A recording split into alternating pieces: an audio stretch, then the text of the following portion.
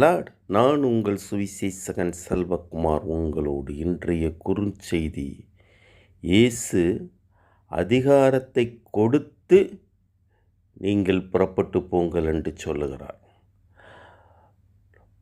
லூக்கா 9:1, மத்தேயு 10:1 தன்னுடைய சீசர்களை அழைத்து அதிகாரம் கொடுத்து நீங்கள் போய் பிசாசுகளை துரத்துங்கள், வியாதிகளை சுகமாக்குங்கள், சுவிசேஷத்தை அறிவியுங்கள் என்று சொல்கிறார். அதாவது தன்னுடைய வேலைக்காரர்களுக்கு தன்னுடைய ஆவியை அவர்கள் மேலே ஊதி அவர்களை வல்லமைப்படுத்தி அவர்களை யுத்தத்துக்கு அனுப்புகிறார். இது மனிதர்களுக்கும் நடக்கிற யுத்தம் அல்ல, தேவனுடைய பிள்ளைகளுக்கும் சாத்தானின் ஆவிகளுக்கும் நடக்கிற ஒரு ஸ்பிரிச்சுவல் வார்.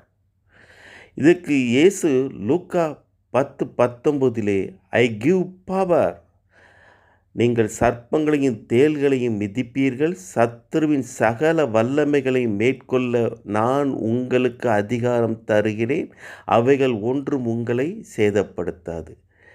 நான் உங்களுக்கு அதிகாரம் தருகிறேன். I give power. நீ தான் அதை மேற்கொள்ளுவ, அது ஒன்றை மேற்கொள்ள முடியாது. நான் உனக்கு அதிகாரம் தருகிறேன். அந்த அதிகாரத்தை பயன்படுத்த வேண்டும் என்று அவர் சொல்கிறார்.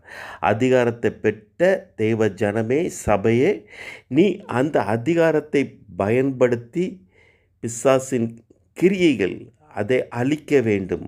அவனை அழிக்க முடியாது, அவனுடைய கிரியைகளை அழிக்க உனக்கு அதிகாரம் கொடுக்கப்பட்டுள்ளது. அவனை டிரான்ஸ்ஃபர் பண்ண, ஒரு இடத்திலிருந்து ஒரு இடத்துக்கு டிரான்ஸ்ஃபர் பண்ண உனக்கு அதிகாரம் கொடுக்கப்பட்டுள்ளது. அவனை மேற்கொள்ள உனக்கு அதிகாரம் கொடுக்கப்பட்டுள்ளது.